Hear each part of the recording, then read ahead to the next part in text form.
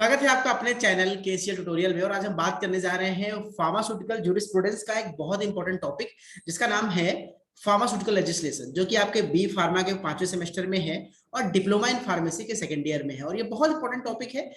Legislation का मतलब क्या है कि जो शुरू में फार्मेसी प्रोफेशन में कोई कंट्रोल नहीं था, लोग कुछ भी दवाइयां बेचते थे, जड़ी बूटी खिलाते थे, इलाज करते थे, लोग मरते थे, जीते थे। तो उस पर कंट्रोल करने के लिए भारत सरकार ने जो कुछ नियम कानून लाए, जो प्रस्ताव बनाए, उसी को हम लोग फार्मास्यूटिकल लेजिस्लेशन के नाम से जानते हैं। ठीक है, चलिए हम बात करते हैं, टॉपिक को स्टार्ट करते हैं। सबसे पहले देखिए, लेजिस्लेशन का मतलब, जूरिस्प्रूडेंस का मतलब क्या है। जूरिस्प्रूडेंस का अर्थ है दो चीज उसमें, लॉ और नॉलेज। यानी जो हमारा एक्चुअल लॉ है और उसको रेगुलेट करने के लिए हमको जो नॉलेज चाहिए, इन्हीं को दोनों को मिला करके फार्मास्यूटिकल जूरिस्प्रूडेंस का निर्माण होता है। जूरिस्प्रूडेंस, जूरिस मतलब लॉ, प्रूडेंस मतलब नॉलेज। ठीक है, इसलिए सब मिला जूरिस्प्रूडेंस, थोड़ा सा आप समझ लीजिए। बाकी जूरिस्प्रूडेंस का रोल कहाँ कहाँ पे है, क्योंकि लेजिस्लेशन जानने से पहले हमें जूरिस्प्रूडेंस को समझना बहुत जरूरी है।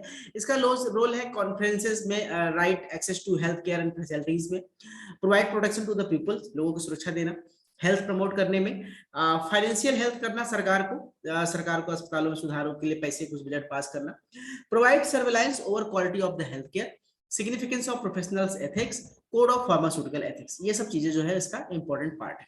ठीक है, और अलग अलग जो लेजिस्लेशन के थ्रू अलग अलग कानून बनाए गए, समय समय पर अलग अलग कानून बने गए, और वो कानून के तहत ही पूरे देश में, भारत में फार्मेसी प्रोफेशन को कंट्रोल किया जा रहा है। वो जो कानून है दोस्तों, जैसे कि फार्मास्यूटिकल लेजिस्लेशन इंडिया कानून बनाएगा, उसमें प्रोफेशनल एथिक्स क्या होते हैं आप समझते हैं इसको। एक कोड ऑफ एथिक्स होता है जिसको कि लोग पीसीआई के थ्रू बनाए जाते हैं, जिसको कि फार्मासिस्ट फॉलो करता है।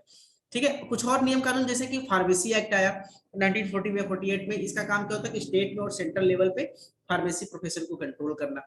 ड्रग एंड कॉस्मेटिक एक्ट आया, जो शेड्यूल एक्स, शेड्यूल सी, C1 और बाकी जितनी भी शेड्यूल के ड्रग्स है उनके बनाने में, उसके मैन्युफैक्चरिंग में, उसके मार्केटिंग में, उसके सेल को कंट्रोल करे। ठीक है, drug and magic remedies act, मतलब इसमें इस नियम के तहत क्या लाया गया कि जितने भी दवाओं में झाड़ फूक टोना टोटका को बंद किया जाए और एक्चुअल इलाज किया जाए। Narcotic and psychotropic substance act में क्या होता है कि इस एक्ट के तहत जो लोग नशीले पदार्थ बेचते थे, उसका सेवन करते थे, इस पे कंट्रोल किया जाए। इस तरह के अलग अलग कानून बनाए गए। बाकी ये सारे चैप्टर आप ऑलरेडी पढ़ चुके हैं, मेरे प्लेलिस्ट पे जाके आप इसको डिटेल में पढ़ सकते हैं।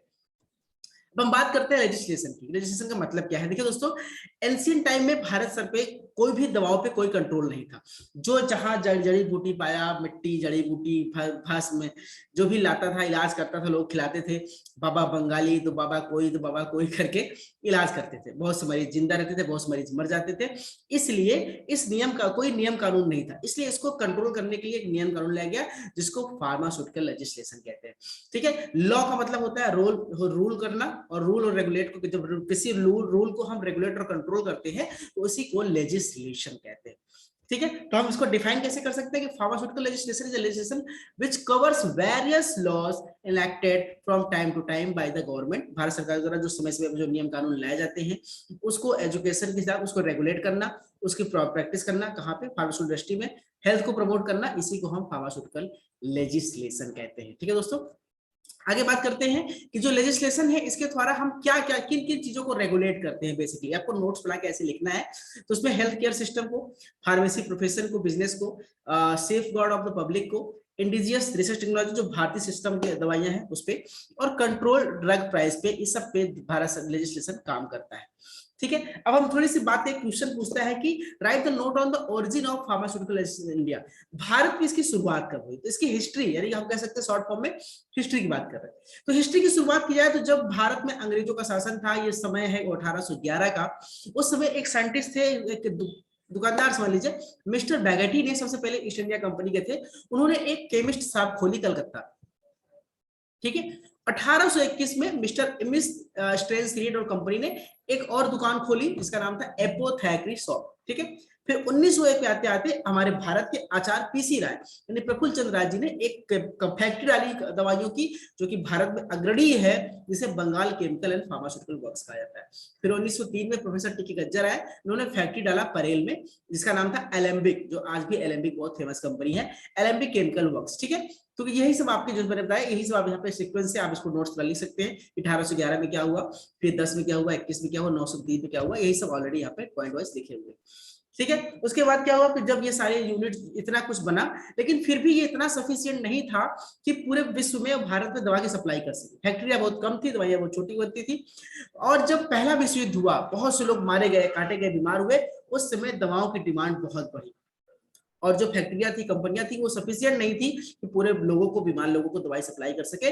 तब भारत का जो पुअर सिस्टम था, पुराना प्राचीन सिस्टम था, मैं पुअर नहीं कह सकता, प्राचीन सिस्टम था, वेरी सॉरी फॉर दैट, लेकिन उसमें कुछ लोग गलत तरीके कर रहे हैं, इसको पुअर कह सकते हैं, कि जो जड़ी बूटियां इस सब का इस्तेमाल करके लोगों को बचाया गया।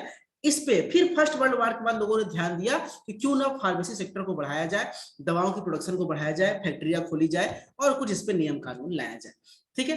फिर धीरे धीरे स्कोप डेवलप हुआ और बाद में धीरे धीरे जब स्कोप डेवलप होते चले गए तो बहुत सारे नियम कानून है, जैसे कि ड्रग एंड कॉस्मेटिक एक्ट 1940 में आया, फार्मेसी एक्ट 1948 में आया, drug and magic remedies act 1954 में आया, medicinal and toilet preparation act 1955 में आया, drug and price control order 1995 में, इंडियन पेटेंट एक्ट 70 में और NDPS act narcotic drug and psychotropic substance act 1985 में। ये सब ऑलरेडी आप पढ़ चुके हैं अपने जूरिस में। ठीक है। अब हम स्कोप ऑन ऑब्जेक्टिव की बात कर लेते हैं। देखिए, सबसे पहले भारत में जब अंग्रेज शासन था तो दवाओं के नियंत्रण करने के लिए सेकेंड वर्ल्ड वॉर के बाद, फर्स्ट वर्ल्ड वॉर के बाद दवाओं पर नियंत्रण करने के लिए एक ड्रग बिल एक्ट लाया गया 1940 में।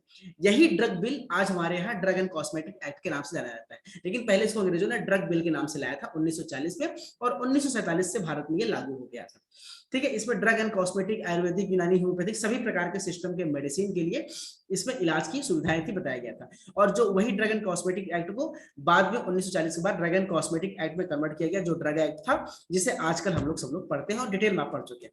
उसके बाद फार्मेसी एक्ट 1948 में आया, ये 54 में मैजिक ड्रग रेमेडीज एक्ट आया, मेडिसिनल टॉयलेट प्रिपरेशन एक्ट है। सारा कुछ आपको ऑलरेडी मैं पढ़ा चुका हूं, ऑलरेडी सारे एक्ट के बारे में आप डिटेल पढ़ चुके हैं और ये प्लेलिस्ट में अवेलेबल है, बस आपको नोट्स लिखवा रहा हूं। इन सभी एक्ट के और इसके अलावा कुछ और एक्ट क्या थे, जैसे prevention of food adulteration act 1954 में आया, the industries development regulation act 1951 में आया, industrial employment standing order act 1946 में आया, इंडस्ट्रियल डिस्प्यूट एक्ट 1947 में, factory act, Indian patent design act, trade and merchandise act, epidemic disease act और shop establishment act. ये सारे एक्ट इस कानून को मजबूत करने के लिए, भारत में फार्मेसी लेजिस्लेशन को कंट्रोल करने के लिए ये सारे नियम कानून समय बनाए गए। अब हम बात करते हैं कि फार्मेसी के कॉन्सेप्ट का इवोल्यूशन भारत में कैसे हुआ। सबसे पहले पुराना सिस्टम था, वो पुराने सिस्टम से धीरे धीरे जब अंग्रेज आए तो इन्होंने उस सिस्टम को कन्वर्ट कर दिया एलोपैथिक सिस्टम में, और एलोपैथिक सिस्टम में कुछ नई नई दुकानें खुली, जैसे केमिस्ट शॉप बताया था मिस्टर बैगथी का सबसे पहले, फिर Bengal chemical and pharmaceutical PC Ray का, और टिकी गज्जर का जो एलेम्बिक था। यहाँ से शुरुआत हुई भारत में। फिर धीरे धीरे जब सिस्टम काफी नहीं था तो धीरे धीरे डेवलप होते होते बहुत सारे डेवलप आए, जैसे फिर इंडियन मेडिकल गैजेट लॉन्च हुआ, जो मैन्युफैक्चरिंग कंट्रोल ओवर के लिए, सेल के लिए एक आपको गाइडलाइन देता था।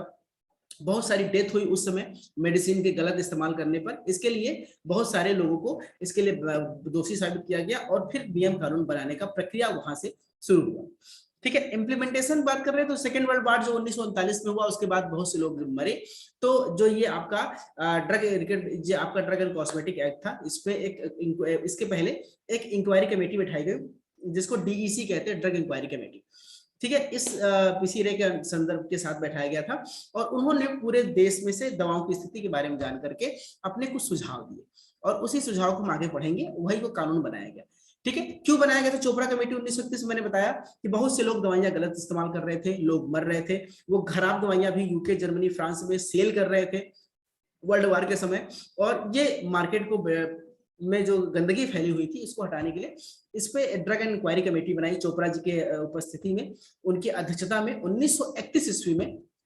और उसी 1931 ईस्वी के हिसाब से दोस्तों क्या हुआ, इसको ये बनाया गया जब 1931 ईस्वी में, तो फिर उसके बाद से ये चीजें ड्रग एंड कॉस्मेटिक एक्ट वगैरह का निर्माण हुआ। ठीक है। आगे हम देख लेते हैं कुछ और चीजें, जैसे कि पब्लिक प्रेशराइज गवर्नमेंट थी, ये सब चोपड़ा कमेटी के तहत क्या क्या था, ये सब डिटेल आप यहाँ से देख के लिख सकते हैं। क्या क्या बेसिकली इंक्वायरी कमेटी के जो रिकमेंडेशन थे, देखिए कुल 90 रिकमेंडेशन थे चोपड़ा कमेटी ने, ऑलरेडी मैं पढ़ा चुका इन सबको, 90 रिकमेंडेशन थे, जिसमें से कुछ खास खास बताता हूँ। उन्होंने कहा कि भैया पहले तो आप सेंट्रल लेवल पे स्टेट लेवल पे एक फार्मेसी काउंसिल का गठन कीजिए जो केंद्र में और राज्यों में उसका कंट्रोल कर सके। आप ड्रग कंट्रोल मिनिस्ट्री डीसीएम को फॉर्मेशन करिए। आप सीडीएल बनाइए, सेंट्रल ड्रग लेबोरेटरी बनाइए, और स्टेट ड्रग लेबोरेटरी बनाइए जो अलग अलग जगह पे सैंपल इकट्ठा करके दवाओं की टेस्टिंग कर सके, उसकी जांच कर सके। ये इनके रिकमेंडेशन थे। और भी रिकमेंडेशन थे, कुल 90 रिकमेंडेशन में आपके सामने पॉइंट वाइज यहाँ पे है कि आप लेबोरेटरी डेवलप कीजिए, कौन सी बनाइए, सब ऑलरेडी मैं बता चुका हूँ। यही रिकमेंडेशन थे। कुछ रिकमेंडेशन हेल्थ सर्वे और डेवलपमेंट कमेटी के भी थे, जिसके रिकमेंडेशन थे क्या क्या, इसको health survey and development committee भी कहा गया था, टिकर इंक्वायरी कमेटी को। Integration to prevention and curative services at all administration level, सभी एडमिनिस्ट्रेशन लेवल पे अच्छी सर्विस प्रोवाइड की जाए। जो कमेटी है वो डेवलपमेंट 2 स्टेज में करेगा, ठीक है। और शॉर्ट टर्म मेजर के लिए क्या हो, करीब प्राइमरी हेल्थ सेंटर बनाया जाए पूरे अस्पतालों में, गांव-गांव में पीएससीज बनाया जाए 40,000 की आबादी के आसपास। उससे बड़ी आबादी के लिए आप सीएससी बनाइए, क्रिटिकल कम्युनिटी हेल्थ सर्विसेज, ठीक है। और रिकमेंडेशन में क्या था, पहले फर्स्ट ईयर में आपको पहले चरण में करीब 75 बेड के हॉस्पिटल बनाने हैं जहां पे 10 से 20,000 की पॉपुलेशन है, 6 medical staff, 6 medical health rural nurses, 2 inspector, ये सब होने चाहिए। सेकेंड स्टेज में आपको 600 बेड के अस्पताल बनाने हैं जहां पे आबादी करीब 30 से 40 पीएसयू के बराबर है। थर्ड ईयर में आपको करीब 2500 बेड अस्पताल बनाने हैं जो और बड़े लेकिन जो जिले लेवल के अस्पताल है। इस तरह से उन्होंने कुछ रिकमेंडेशन दिए थे, ठीक है। और बहुत सारी मेजर कमेटीज बनाई गई थी उस समय इस रिकमेंडेशन के हिसाब से, या पूरे देश में कंट्रोल करने के लिए। जैसे बोर कमेटी थी, मुदलियर कमेटी थी, चड्ढा कमेटी थी, मुखर्जी कमेटी थी, जंगलवाला कमेटी थी, खट्टर सिंह कमेटी थी, श्रीवास्तव कमेटी थी, और रूरल हेल्थ स्कीम थी। ये सारी कमेटी उसमें बनाई गई थी देश में नियम कानून को बनाने के लिए, लेजिस्लेशन को डेवलप करने के लिए। मुदलर कमेटी 1962 में आपके डॉक्टर सर ए.के. लक्ष्मण स्वामी मुदलर है जिनकी अध्यक्षता में ये कमेटी बनाई गई थी, ठीक है। और इस कमेटी को ही health survey and planning committee भी कहते हैं, जो मुदलर कमेटी थी, जिसकी अध्यक्षता किसने की थी, डॉक्टर ए मुदलियर। ये एग्जाम में पूछा गया कई बार, ठीक है। इनको submission of bore Chopra committee के सबमिट करने के बाद यह कमेटी बनाई गई थी, जिसका मेन फर्क उन्होंने फोकस दिया पीएससीज में, प्राइमरी हेल्थ सेंटर्स में जो गांवों में खुलने चाहिए उसको कैसे मजबूत किया जाए, उन्होंने इस पे ज्यादा फोकस किया था।